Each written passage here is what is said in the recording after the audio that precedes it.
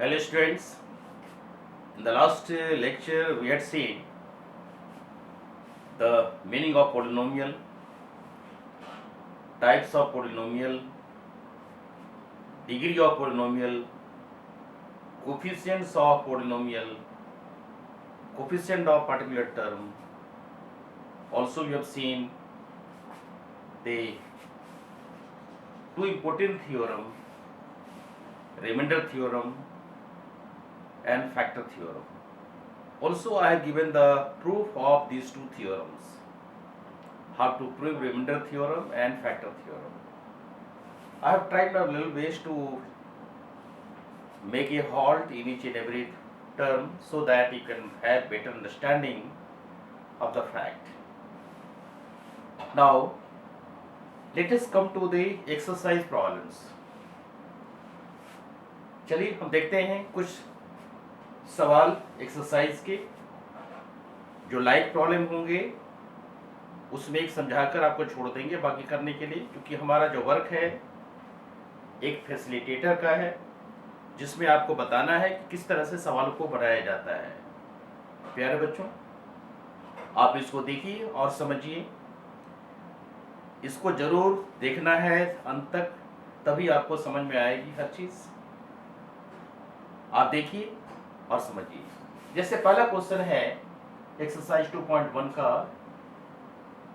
इसमें क्वेश्चन कह रहा है कि which of the following expressions are polynomial, यानी एक एक शब्द में इसकी मीनिंग छुपी हुई है, क्योंकि ये कहना चाह रहा है कि एक्सप्रेशन तो होते हैं लेकिन पोलिनोमियल नहीं होगा। एक्सप्रेशन बहुत सारे होते हैं लेकिन पोलिनोमियल कभी नहीं होगा। यानी पोलिनोमियल होने की शर्त है, क्या शर्त है?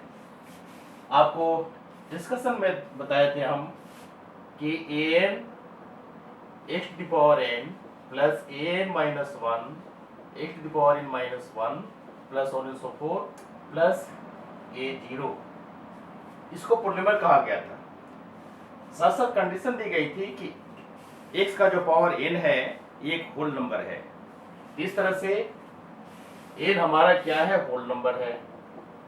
अब आप समझ गए होंगे किस तरह से हम रिजल्ट को देख सकते हैं। यदि किसी भी टर्म में, ये सारे टर्म हैं 1 2 so on and so forth, ये सारे टर्म हैं पोलिनोमियल के, तो ये सारा डिस्कशन हम कर चुके हैं।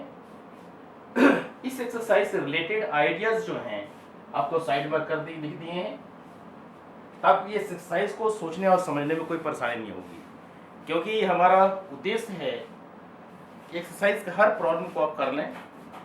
जो आप प्रॉब्लम को करेंगे त्यों आपको रूल समझ में आता चला जाएगा।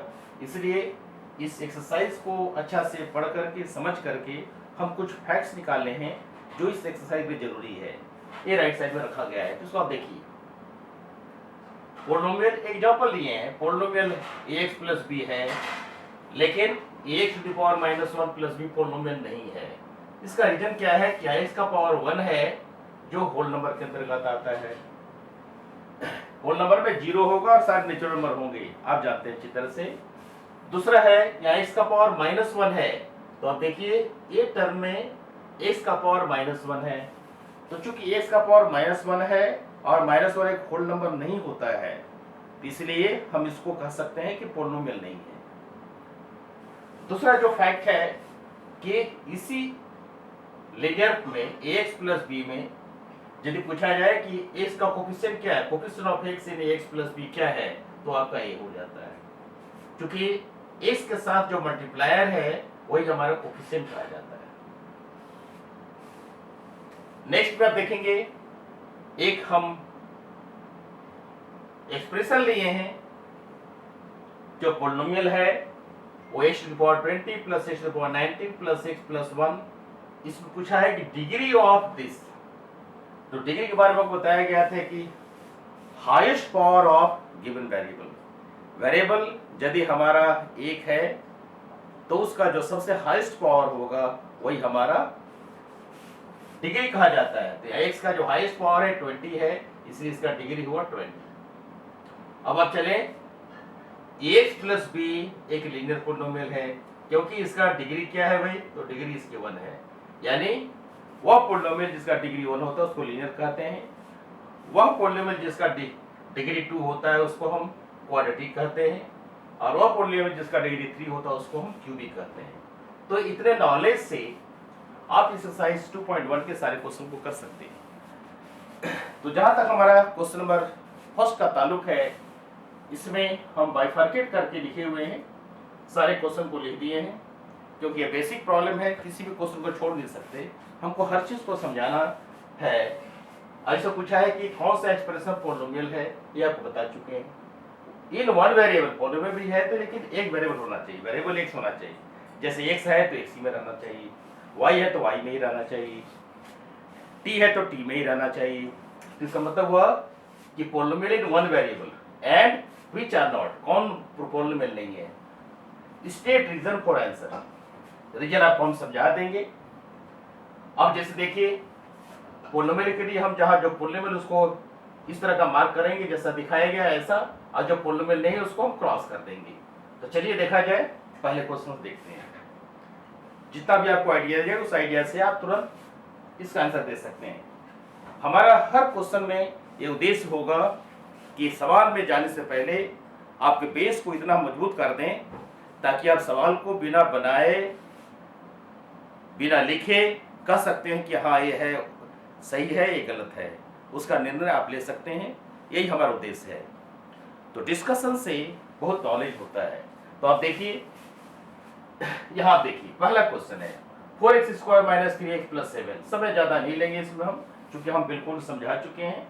सिर्फ कहेंगे पॉलिनोमियल है तो टिक लगाएं, नहीं है तो क्रॉस कर देंगे, कारण बताते चलेंगे। यह एक पॉलिनोमियल है क्योंकि वेरिएबल हमारे x है और इसका पावर क्या है 2 है, तो एक पॉलिनोमियल है। कितने वेरिएबल है, एक वेरिएबल है, तो yes it is a polynomial. Reason बताया, सिंस डिग्री इसका 2 है। कोई भी ऐसा टर्म इसमें नहीं है जिसका पावर -1 है या हाफ है या कुछ भी इस तरह से। अब हम सेकेंड में चले, ये भी एक पॉलिनोमियल है, y का पावर 2 है, कांस्टेंट है, कांस्टेंट रिश्ता नहीं करना है, ये भी एक पॉलिनोमियल है। इसकी भी डिग्री हमारी कितनी है, तो डिग्री इसकी 2 है। दूसरा है 3√t + t√2। आप यहां देखिए ध्यान से कि 3√t में t का एक पावर क्या है, आप देखिए यहां से 3t का पावर हाफ दिया हुआ है प्लस t√2 है। ये तो सही है लेकिन ये गलत है। t का पावर हाफ यानी हाफ हमारा होल नंबर नहीं है, इसलिए क्या हुआ, एक पॉलिनोमियल नहीं हुआ, तो नॉट ए पॉलिनोमियल। नेक्स्ट में आप आ जाए फोर्थ में, यहां भी एक टर्म मिलता हमारा है 2/y। हम जो फैक्ट है रीजन बताना चाह रहे हैं, 2/y को हम लिख सकते हैं 2 × y⁻1। यहां एक टर्म ऐसा है जिसमें y का पावर -1 है, इसलिए हमारा ये भी एक पॉलिनोमियल नहीं है। अब आप चलें, x का पावर 10 + y का पावर 3 + t का पावर 50। ये तो पॉलिनोमियल दिखाई पड़ रहा है क्योंकि x का पावर भी 10 है, y का पावर भी 3 है, t का पावर भी 50 है। साथ साथ वेरिएबल, लेकिन वेरिएबल एक नहीं है, वेरिएबल यहाँ अलग अलग है। यहाँ वेरिएबल x है, यहाँ वेरिएबल y है, यहाँ वेरिएबल t है। हमारे प्रश्न से मैच नहीं कर रहा है, इसलिए आप इसको कहेंगे कि this is not a polynomial in one variable. ये पॉलिनोमियल है लेकिन 3 वेरिएबल में है, तो आप इसको करेंगे नॉट पॉलिनोमियल एज पर आवर सिचुएशन, जो रिक्वायरमेंट है, क्योंकि वेरिएबल यहाँ पर है। Here variables are, here variables are x, y, t, इसलिए आप कह सकते हैं कि ये पॉलिनोमियल नहीं है। तो आशा है इसको आप समझ गए होंगे फर्स्ट क्वेश्चन के लिए। अब चलिए सेकंड क्वेश्चन की ओर देखते हैं। सेकंड क्वेश्चन में क्या कहा जा रहा है, देखिए।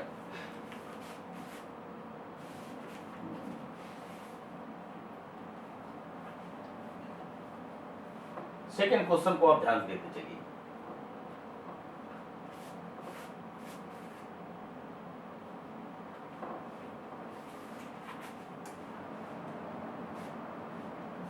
यस, क्वेश्चन नंबर 2 में कहा जाए,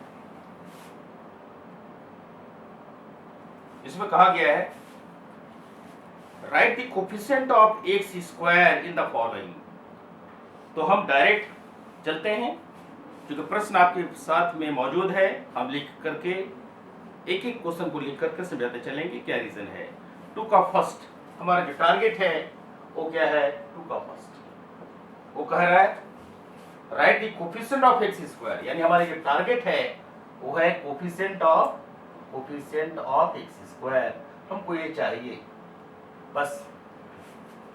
अब इसके नॉलेज देखिए आप, ये दिया हुआ coefficient of x in x plus b equal to a, तो हमको ढूंढना है उस टर्म को जहां एक्स स्क्वायर है। तो आप चलिए हम डायरेक्ट आंसर की ओर आते हैं। पहला लिख देते हैं 2 plus x square plus x, तो कोफिशिएंट ऑफ एक्स स्क्वायर क्या है भाई, तो ये है 1। एक्स स्क्वायर का मल्टीप्लायर 1 है। जब कोई भी वेरिएबल के साथ कोई मल्टीप्लायर नहीं होता है तो 1 हम मान लेते हैं। उसी तरह से आप सेकंड क्वेश्चन को देखें, 2 minus x square plus x cube, हम क्वेश्चन लिख लेते हैं फिर बताएंगे आपको। थर्ड में पाई by 2 x cube, sorry pi by 2 x square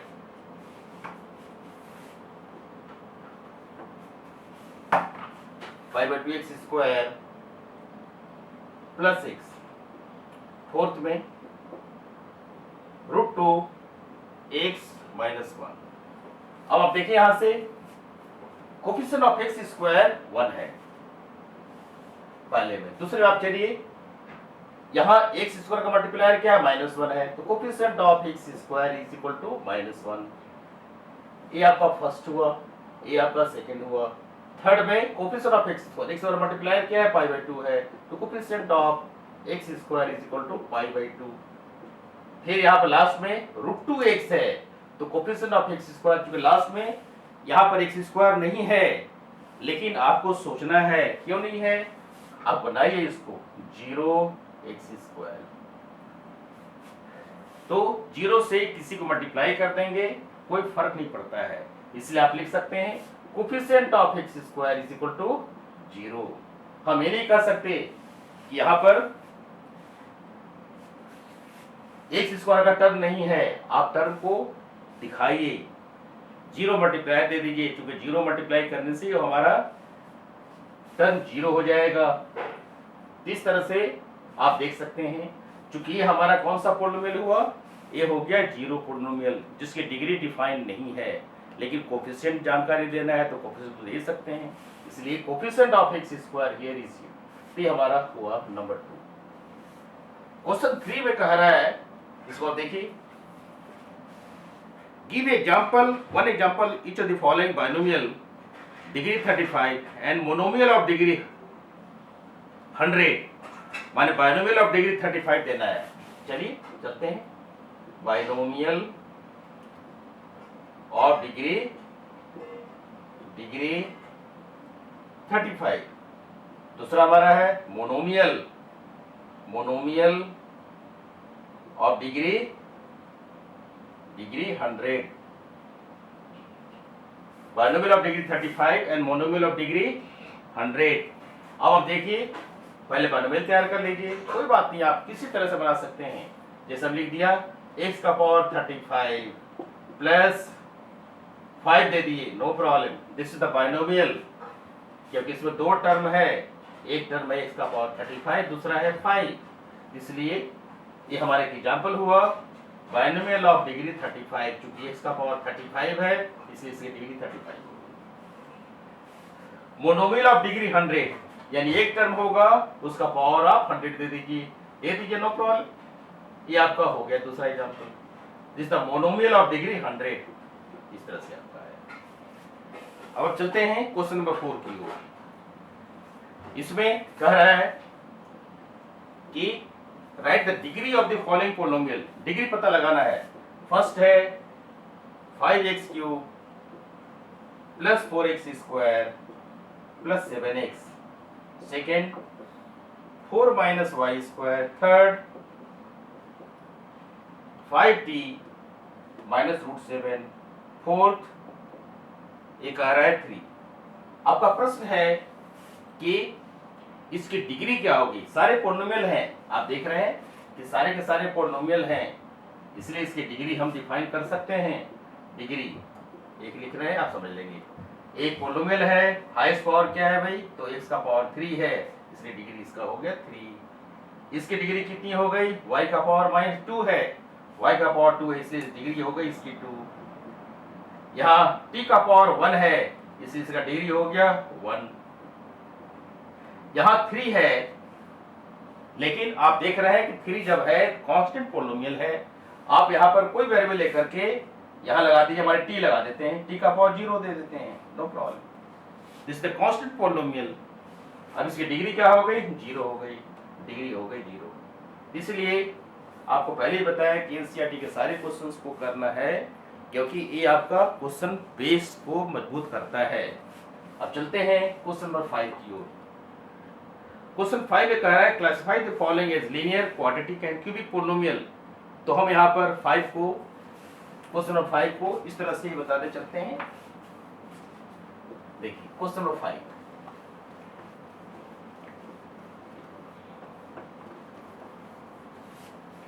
yes question 5। Question 5 में हम शॉर्ट फॉर्म यूज करेंगे। लीनियर कौन सा है, क्वाड्रेटिक कौन सा है, क्यूबिक कौन सा है। तो लीनियर को ए कर दिया, क्वाड्रेटिक को क्यू कर दिया और क्यूबिक को सी कर दिया। तो आप चलिए नंबरिंग करते हैं। पहला हमारा पॉलिनोमियल क्या है, x square plus x, x का पावर 2 है तो ये क्वाड्रेटिक हो गया, तो आप यहां दे दीजिए फर्स्ट। सेकेंड में आई x minus x cube, x का पावर क्या है, मैक्सिमम 3 है, तो ये हमारा हो गया क्यूबिक, ये हो गया सेकेंड। थर्ड में आप आ जाए, थर्ड में है y plus y square plus 4, y square यानी y का पावर 2 यहाँ पर है तो क्वाड्रेटिक में आ जाएगा, इसलिए आ गया थर्ड। फिर आप चले फोर्थ की ओर। क्वेश्चन 4 में 1 प्लस एक्स है, एक्स का पावर 1 है तो ये लीनियर आ जाएगा, ये आपका आ गया फोर्थ। इस तरह से फोर्थ हमारा लीनियर पॉलिनोमियल हो गया। फिफ्थ में 3t जो है t का पावर 1 है तो ये किस में आएगा, t का पावर 1 है, डिग्री इसका 1 है तो लीनियर में आएगा, तो 5 डाल दीजिए इसको, 5 भी यही कैटेगरी में आ गया। 6 में r का पावर 2 है यानी ये क्वाड्रेटिक में आ जाएगा, 6 क्वाड्रेटिक में आएगा तो 6 क्वाड्रेटिक हो गया।